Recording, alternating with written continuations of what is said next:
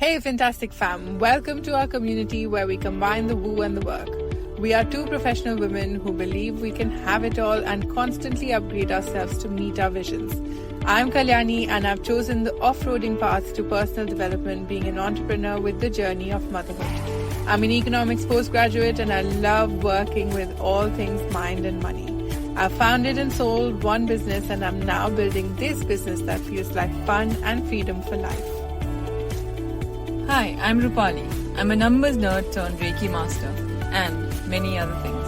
I found a passion for all things wellness. I've worked in banking and finance for 15 years and I love combining that knowledge with all things energetics to create impact in a fun, easy way for others.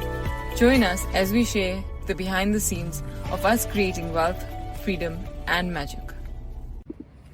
If you're interested in any type of personal development or if you've invested in any kind of coaching, then you might have seen that many coaching businesses have been in the last few years offering a lot of value through webinars, masterclasses, free experiences, podcasts, reels, YouTube videos, so on and so forth. And if you find that every free webinar that is advertised or that touches lands in your inbox warrants a response from you in terms of signing up, then this episode is for you. So let's talk about this need for value and what it has done in the online coaching, online business, service-based businesses space in the industry. So I think the general funnel that has been followed in the industry for sales has, for the last few years, very much been around offering free value, offering great value with free content. And once you hook people in, all of these are kind of behind the scenes terminology that is used in businesses. So it's got no bad intent in terms of literally hooking people in or kind of manipulating them in any way. This is very simple business terminology, just for people who are not in tune with these terms. So the funnel always starts with free information that gives a lot of value, and once people are hooked in, then you kind of sell them a low priced offer, and once they go through that, then there is curiosity that is piqued towards your high ticket offers, and with these high ticket offers, then that is what kind of fuels your business. And what's happening is with the first funnel, which is offering a lot of value with free content, which is dissipated through podcasts, through YouTube videos, through these webinars, etc. The businesses want your email addresses and your attention. So what are they asking for really? They're asking for your time.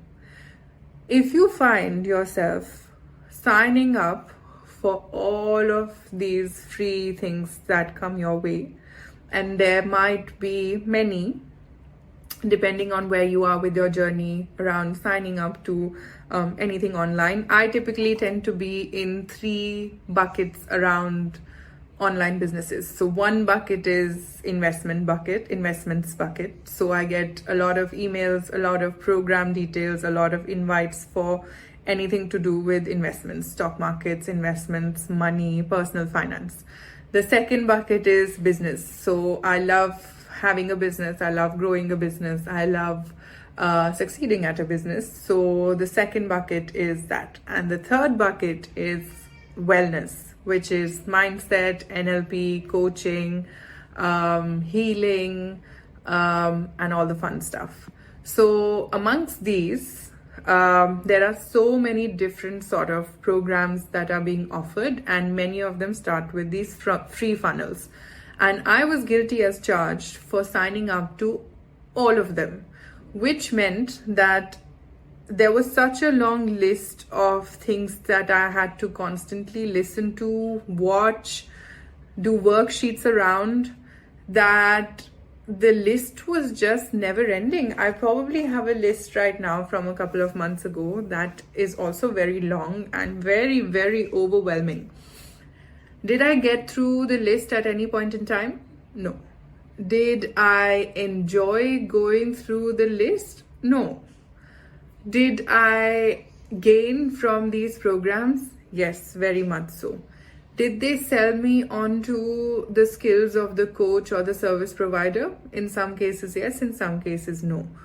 And what's the one thing then that actually sells me a program or that pulls me in towards a coach? The one singular factor is their energy, right? If they have the right energy in terms of having the right boundaries, in terms of having what I want aspirationally, having the balance in life that I'm seeking, with having a family, with having the revenue that I am kind of constantly expanding towards, with having the same business mindset that I think I have and I want to embody more and more of. That is the one single factor that makes me sign up to something or not. So if it is a business at the moment that is only offering, let's say, derivatives, options, trading, previously, if they were offering a free course, I would simply just sign up because I was getting value, or so I thought. If it was a lead generation webinar or grow on social media webinar, if it was for free previously in my business bucket, I would sign up. If it was a course, let's say a 3-day masterclass on healing your money blocks, I would sign up. Having done this for, let's say, 2 years, in 2021 and 2022 more so, I came to a point in 2023 that there was so much noise in my brain and so much, let's say, overcrowding of this information that I had to take time off from signing up to anything, whether it was free or paid, because in the end, I am paying for it in terms of my time, right? I am paying for it in exchange of my time. The trade-off is my time, which is very, very valuable. So how many ever free trainings that I was signing up to, I found that the one common factor was also they were not giving me anything new. There wasn't anything new that was coming up from these trainings in either of the buckets that I didn't know of before. What was common from my side was that it was becoming such a pattern to sign up to these trainings that it was my comfort zone for being in the learning space versus the discomfort of showing up in my business, selling my products, showing up on my trading desk, making the so-called quote-unquote risky trades, or putting my money on the line, let's say, or with my mindset actually sitting down to do the work that I need to do, whether it's with writing things out or kind of letting things out with a pain body meditation, whatever that is. So it very much came down to sticking to my comfort zone of signing up to these courses, webinars, masterclasses, or constantly listening to podcasts instead of getting into action. And I still feel that there's a little bit of a remaining vestige of this pattern, where if there's any new project that I need to do, I always find something that I have access to, a piece of information or a course, etc., that I think is going to help me towards this. And then that becomes something that I need to finish before I actually put things into action. Let me take an example. I have a program coming up from when I'm recording this in October 2024. I have a program coming up in November 2024, which is bringing investments and mindset together. I know very well what I'm going to offer, but there's a training that I have access to as part of one of my coaching containers, which talks about how to structure curriculums. I was taught the plural of curriculum is curricula, but I don't hear anyone use that word, so I'm just going to say curriculums. I suppose that's the more accepted usage of the word. So, back to the point of having access to this training. Having access to the training is something that I definitely value. But I've put this layer of wanting to go through this training, which is going to take me 9 to 10 hours easily, before I actually start flushing out my messaging and curriculum for the actual program. From when I'm recording this, I have about 20 days left to start the program. And this is definitely a restriction that I'm putting on myself. So while I'm talking about this on this podcast, I'm kind of resolving it for myself that there are so many people who are successful, who have launched courses that have earned them millions and billions, and more importantly, caused the impact that they wanted to. They've touched the lives of so many people out there who did not have access to this particular training or any training for that matter. That would be kind of relevant, and they've simply just aligned their energy and gone ahead with the action. So what's holding me back? What's holding me back is a little bit of the vestige of this pattern that I was talking about, which is very much to do with hiding behind learning or being in the comfort zone of learning because taking action is unfamiliar. And also scary because it could set me up for disappointment.